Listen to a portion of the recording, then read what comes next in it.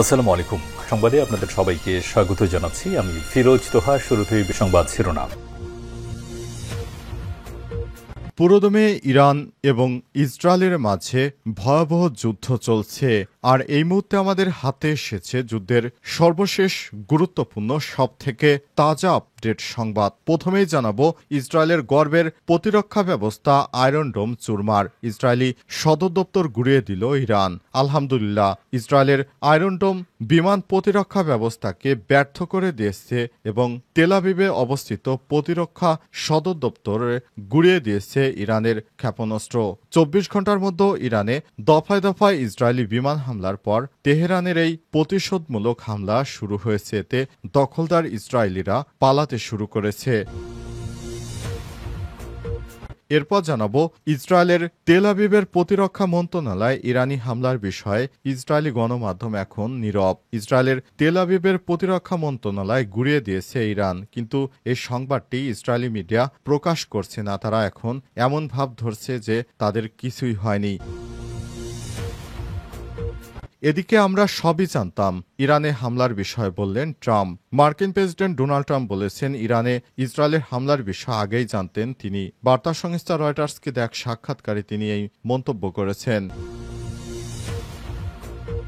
জানাবো, পরমাণু আলোচনা চালিয়ে যাওয়া অর্থহীন বলছে ইরান। ইসরায়েলের হামলার পর যুক্তরাষ্ট্রের সঙ্গে ইরানের পরমাণু চুক্তি এবং আলাপ আলোচনা চালিয়ে যায় এখন অর্থহীন বলে মনে করছে ইরান। তাই এই ধরনের পারমাণবিক আলোচনা চালিয়ে যাওয়ার বিষয়টি প্রত্যাখ্যান করেছে ইরান। এবং সর্বশেষ জানাবো, রাজধানীর প্রকাশ্যে দিবালোকে র্যাবের পোশাকে কোটি কোটি টাকা ছিনতাই। রাজধানীর উত্তরায় র্যাবের পোশাক পরে একটি অপরাধ চক্রবাহিনীরা নগদের ডিস্ট্রিবিউটরের এক প্রতিনিধির কাছ থেকে 1,08,00,000 টাকা ছিনতাই করে নিয়ে গেছে।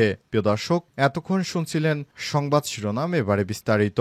তবে তার আগে বন্ধুরা, অনুরোধ থাকবে এই সংবাদটিতে একটি লাইক দিন।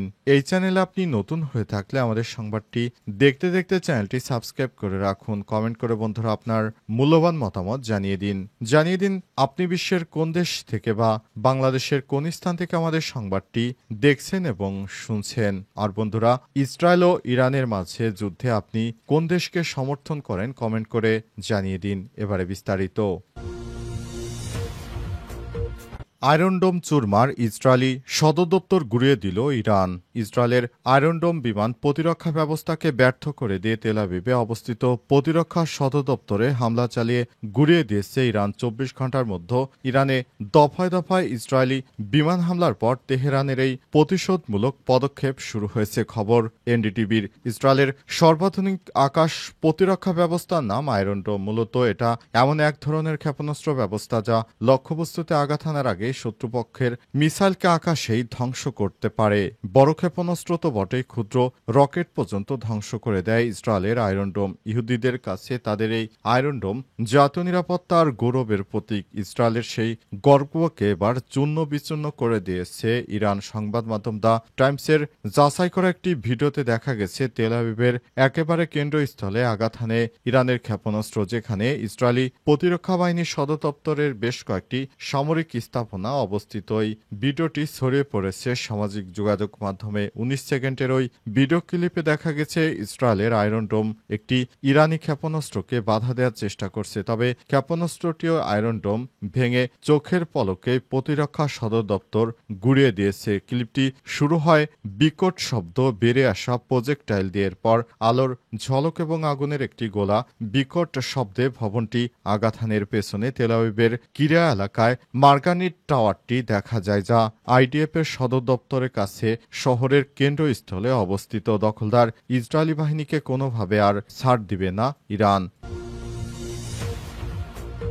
তেল আবিবের প্রতিরক্ষা মন্ত্রণালয়ে ইরানি হামলার বিষয়ে দখলদার ইসরায়েলি বাহিনীর গণমাধ্যম এখন নীরব। ইসরায়েলের তেল আবিবের প্রতিরক্ষা মন্ত্রণালয়ের কার্যালয়ে ইরানি ক্ষেপণাস্ত্র হামলার বিষয়ে ইসরায়েলি সংবাদ মাধ্যমগুলো সম্পূর্ণ নীরব রয়েছে বলে লাইভ প্রতিবেদনে জানিয়েছে আল জাজিরা। প্রতিবেদন অনুসারে ফক্স নিউজের লাইভ কভারেজ এবং নিউ ইয়র্কের টাইমসের ভিজুয়াল বিশ্লেষণ থেকে দেখা গেছে, ইরানের ছোড়া ক্ষেপণাস্ত্র হামলায় গতরাতে তেল আবিবে ইসরায়েলের প্রতিরক্ষা মন্ত্রণালয় কমপ্লেক্সের ব্যাপক ক্ষয়ক্ষতি হয়েছে। আল জাজিরা বলছে, বিদেশি মিডিয়ার প্রতিবেদন এবং প্রচারিত ফুটেজের সত্ত্বেও ইহুদিবাদী ইসরায়েলের গণমাধ্যম এখনও নীরব রয়েছে। সম্ভবত কঠোর সামরিক সেন্সরশিপ নিয়মের কারণে এই ধরনের হামলার নিশ্চিতকরণ বা আলোচনা নিষিদ্ধ রয়েছে। যুক্তরাষ্ট্রভিত্তিক ফক্স নিউজের লাইভ কভারেজের সময় টেলিভিশন কর্মীদের এলাকা থেকে দূরে সরিয়ে নিতে দেখা গেছে। ইসরায়েলের নিরাপত্তা বাহিনীকে প্রতিরক্ষা মন্ত্রণালয় কমপ্লেক্সের মধ্যে একটি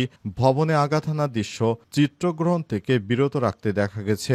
নিউ ইয়র্ক টাইমসের এক ভিজুয়ালেশন তদন্ত জানিয়েছে, দখলদার ইসরায়েলি বাহিনী চরমভাবে শিক্ষা পেয়েছে ইরানের হামলার কারণে। তারা দখলদার ইসরায়েলিরা এখন ইরানের ভয়ে দিশেহারা হয়ে পালাতে শুরু করেছে। তাদের এখন আর শেষ রক্ষা হচ্ছে না। আমরা সবই জানতাম, ইরানের হামলার বিষয়ে বললেন ট্রাম্প। মার্কিন প্রেসিডেন্ট ডোনাল্ড ট্রাম্প বলেছেন, ইরানে ইসরায়েলের হামলার বিষয়ে আগেই জানতেন তিনি। বার্তা সংস্থা রয়টার্সকে দেওয়া এক সাক্ষাৎকারে ট্রাম্প এসব কথা জানান। ইসরায়েলের এই ঘনিষ্ঠ মিত্র আরও বলেছেন, তিনি ইরানকে অপমান ও মৃত্যুর হাত থেকে বাঁচাতে চেয়েছিলেন, অনেক চেষ্টা করেছিলেন। উল্লেখ করে ট্রাম্প বলেন, তিনি চেয়েছিলেন ইরান ও যুক্তরাষ্ট্রের মধ্যে একটি চুক্তি হোক। মার্কিন প্রেসিডেন্টের মতে এখনও চুক্তি করার সুযোগ রয়েছে, সময় শেষ হয়ে যায়নি। ট্রাম্প আরও বলেন, কূটনৈতিকভাবে সমস্যা সমাধানে আরও সময় দিতে চেয়েছিলেন তিনি, কারণ ইসরায়েলের প্রধানমন্ত্রী বেঞ্জামিন নেতানিয়াহুকে হামলা পিছিয়ে দেওয়ার অনুরোধ করেছিলেন তিনি। ইসরায়েলের হামলাকে চমৎকার ও অত্যন্ত সফল হিসেবে বর্ণনা করেছেন ট্রাম্প। তিনি আরও জানান, এই হামলা তার কৌশলের অংশ। তেহরানের পারমাণবিক কর্মসূচি থামাতে ইসরায়েলের সামরিক পদক্ষেপকে সমর্থন জানান ট্রাম্প। যুক্তরাষ্ট্র ইসরায়েলের পাশে থাকবে কিনা এমন প্রশ্নের জবাবে ট্রাম্প আরও বলেন, যুক্তরাষ্ট্র ইসরায়েলের সবথেকে ঘনিষ্ঠ বন্ধু, তবে এই হামলার জেরে মধ্যপ্রাচ্যে যুদ্ধ ছড়িয়ে পড়তে পারে কিনা সে বিষয়ে কিছু বলেননি। ইসরায়েলের প্রধানমন্ত্রী বেঞ্জামিন নেতানিয়াহু বলেন, ইরানকে পারমাণবিক অস্ত্র শক্তিধর হওয়া থেকে বিরত রাখতে এই অভিযান চালানো হয়েছে। ইরানের পারমাণবিক সক্ষমতা অর্জনকে বড় হুমকি হিসেবে দেখছে তারা। যতদিন পর্যন্ত হুমকি থাকবে ততদিন পর্যন্ত তারা ইরানে ব্যাপক পরিমাণে হামলা চালিয়ে যাবে। রাজধানীতে প্রকাশ্যে দিবালোকে র্যাবের পোশাক পরে কোটি টাকা ছিনতাই। রাজধানীর উত্তরায় র্যাবের পোশাক পরে একদল দুর্বৃত্ত মোবাইলের আর্থিক সেবা প্রতিষ্ঠান নগদের ডিস্ট্রিবিউটরের এক প্রতিনিধির কাছ থেকে 1 কোটি টাকা ছিনিয়ে নিয়ে গেছে। আজ উত্তরা 13 নম্বর সেক্টরের 12 নম্বর রোডে এই ঘটনা ঘটে। ওই ছিনতাইয়ের ঘটনা একটি সিসিটিভি ফুটেজ সামাজিক যোগাযোগ মাধ্যমে ভাইরাল হয়েছে। পুলিশ জানিয়েছে, আমরা দুষ্কৃতকারীদেরকে গ্রেপ্তার করার সর্বোচ্চ চেষ্টা চালিয়ে যাচ্ছি। পুলিশের পক্ষ থেকে বারবার বলা হচ্ছে, আমরা খুব দ্রুত সময়ের মধ্যে এই দুষ্কৃতকারীদেরকে গ্রেপ্তার করতে পারব।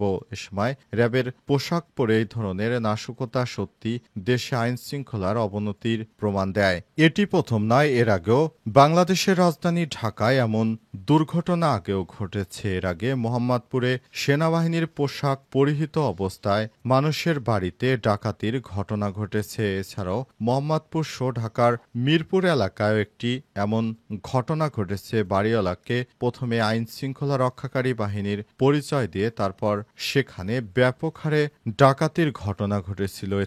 এটি সত্যি বাংলাদেশের আইন শৃঙ্খলার অবনতির বিষয়টিকে সামনে আনে। বাংলাদেশে যে আইন শৃঙ্খলা রক্ষাকারী বাহিনীর সদস্যরা রয়েছে তারা যথেষ্ট আন্তরিক রয়েছে বর্তমানে নিরাপত্তা দেওয়ার জন্য, কিন্তু তারপরও আইনের ফাঁকফোকর দিয়ে অনেক দুষ্কৃতকারীরা এখনো দেশের ভিতরে অনেক নাশকতা চালায় বলে অভিযোগ পাওয়া যাচ্ছে বিভিন্ন গণমাধ্যম থেকে।